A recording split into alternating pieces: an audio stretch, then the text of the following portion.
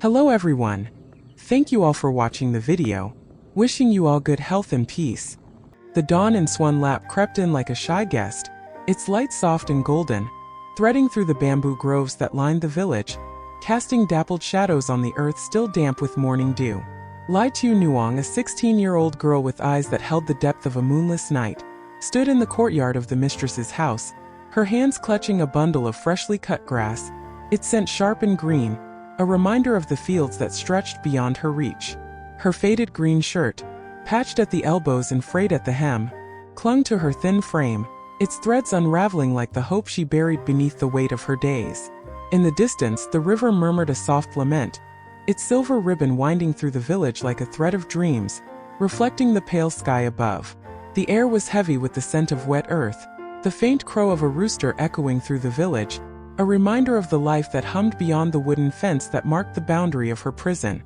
Tieu Nuong scattered the grass before the cows, her hands trembling with the weight of her labor, her thoughts drifting far beyond the courtyard to the tent where she had once lived, to the melon garden she had planted with such care, its seeds a symbol of her dreams, her hope for a future that seemed so far away.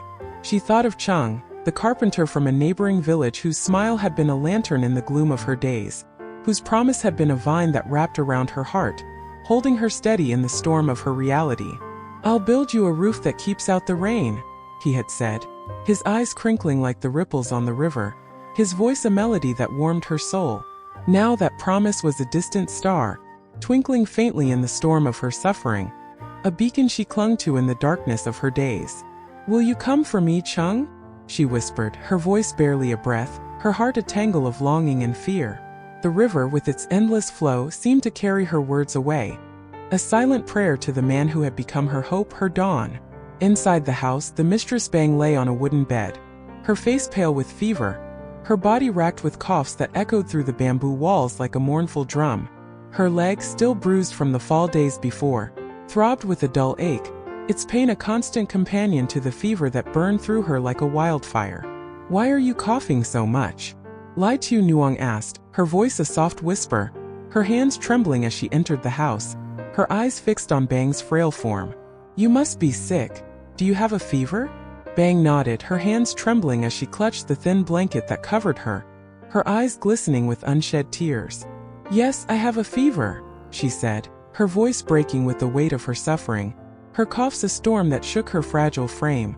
"It's been a while since I woke up. I'm shaking all over and my leg hurts so much." "Oh, it hurts so much, child. Oh, I'm so thirsty." Tieu Nuong felt a pang of pity, sharp and unexpected, a flower blooming in the barren field of her resentment. She thought of the years she had spent in this house, the endless labor, the hunger, the constant fear of Bang's wrath.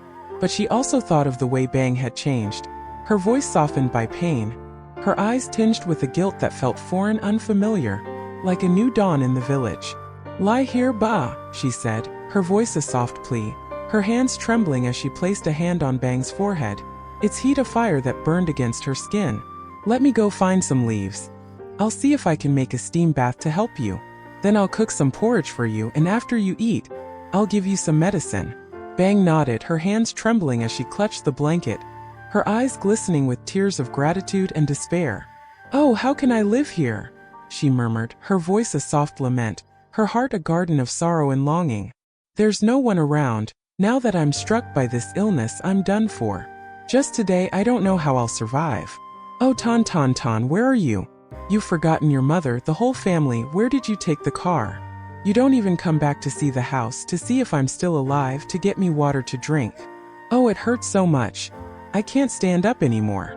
Her voice broke with each word, her coughs a storm that shook her fragile frame, her heart heavy with the weight of her son's absence, her mind consumed by thoughts of Truong, who had taken the car and left, perhaps to sell it for money to play, abandoning her in her time of need.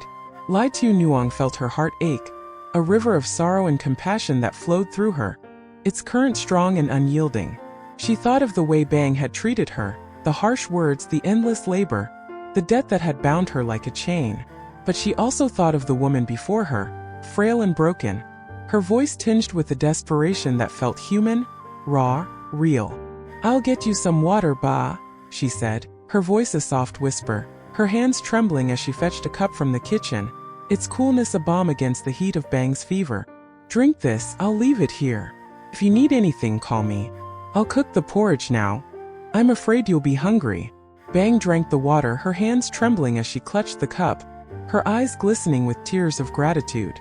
"Thank you, child," she said, her voice breaking with the weight of her emotions, her heart heavy with the weight of her guilt. "I'm so lucky to still have you. If not, my son would have starved me to death. I haven't seen his face yet. Oh, my fate is so miserable." Tieu Nuong nodded, her hands trembling as she returned to the kitchen, her heart a tangle of hope and fear, her mind consumed by thoughts of the day ahead, of the work that awaited her, of the freedom she longed for.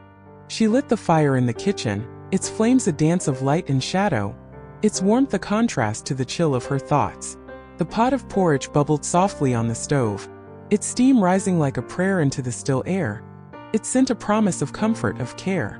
She thought of the village outside, its sounds a symphony of life, the distant cluck of chickens, the laughter of children, the faint hum of a lullaby drifting from a nearby house.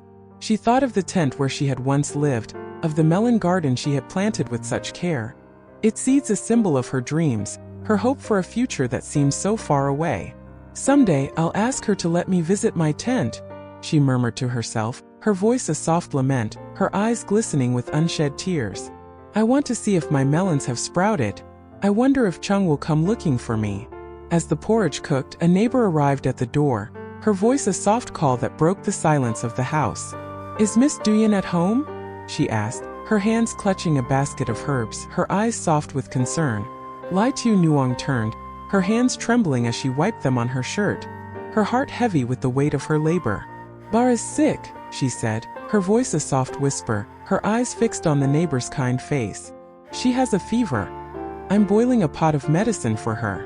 The neighbor nodded, her hands gentle as she set the basket down, her voice a soft lullaby. "I'll help you lift the pot. It's too heavy for you to do alone. You're sick too, child. I'll come back later to check on her." Tieu Nuong nodded, her heart heavy with gratitude, her mind a garden of hope and fear. The day stretched on, the hours heavy with the weight of her labor, the silence of the house broken only by Bang's coughs and the soft cluck of the chickens in the yard. Tieu Nuong fed the chickens, her hands trembling as she scattered the grain, her eyes fixed on the horizon where the sun climbed higher, casting a golden glow across the village. She returned to the house, her hands trembling as she prepared the steam bath, its steam rising like a prayer into the still air, its scent sharp and medicinal, a reminder of the village healer who had once cared for her when she was sick. "This should help, Ba," she said, her voice a soft whisper, her hands gentle as she helped Bang sit up, her eyes fixed on the bruise that still marked her leg. "Do you feel better? I'll put a hot brick in for you, be careful, don't burn yourself." Bang nodded, her hands trembling as she clutched the blanket, her eyes glistening with tears of gratitude. "I feel much better, child," she said, her voice breaking with the weight of her emotions, her heart heavy with the weight of her guilt. "My whole body is wet with sweat, but I feel lighter, thank you." Tieu Nuong nodded, her hands trembling as she set the bowl of porridge on the table, its steam rising like a prayer into the still air. It sent a promise of comfort, of care. "After you eat, take the medicine," she said, her voice a soft plea, her eyes fixed on Bang's frail form. "I'll leave it here, when you're done remember to take it. It'll help with the fever." Bang ate the porridge, her hands trembling as she clutched the spoon, her eyes glistening with tears of gratitude. "I'm so lucky to have you," she said, her voice breaking with the weight of her emotions, her heart heavy with the weight of her guilt. "I don't know what I'd do without you. My son hasn't come back, and I don't know if he ever will. Oh, my fate is so miserable." Tieu Nuong nodded, her hands trembling as she cleaned the kitchen, her heart a tangle of hope and fear, her mind consumed by thoughts of the day ahead, of the freedom she longed for, of the man who had promised her a future where the rain would not seep through the roof. She thought of the village outside, its sounds a symphony of life, the distant cluck of chickens, the laughter of children, the faint hum of a lullaby drifting from a nearby house. She thought of the fields where the farmers worked, their hands stained with the earth, their voices a chorus of camaraderie as they called to one another, sharing stories of the day, of the harvest, of the lives they led. She thought of the small shop by the river, where a young woman washed hair for the villagers, her hands gentle as she massaged their scalps, her voice a soft melody as she spoke of love, of dreams, of a future that seemed so far away. "You're so beautiful, do you have a lover?"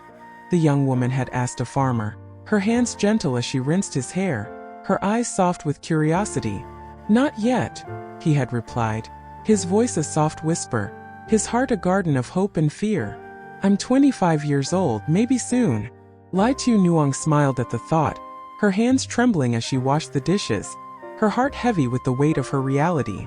She thought of Chung, of the way his smile had lit her world, of the promise that glowed in his eyes. A promise that was her anchor, her light, her hope in the storm. She thought of the melon garden, its seeds a symbol of her dreams, her hope for a future that seemed so far away. "Maybe someday I'll go back," she murmured to herself, her voice a soft lament, her eyes glistening with unshed tears. "I'll see if my melons have sprouted. I'll see if Chung has come for me." Would Chung find her, his flame piercing the storm of her suffering? Or would his worry consume him, leaving him lost in the shadows of his own despair? Would Tieu Nuong find the strength to take the freedom Bang had offered, to return to her melon garden, to build the life she dreamed of with Chung? The river offered no answers, only its mournful song, and the sun dipped below the horizon, casting golden threads across the village, a whisper of a dawn that might yet come. For now Tieu Nuong had the house, the porridge, and the memory of a man whose love was her light, a flame that flickered in the storm, a promise that whispered of freedom, a hope that refused to die.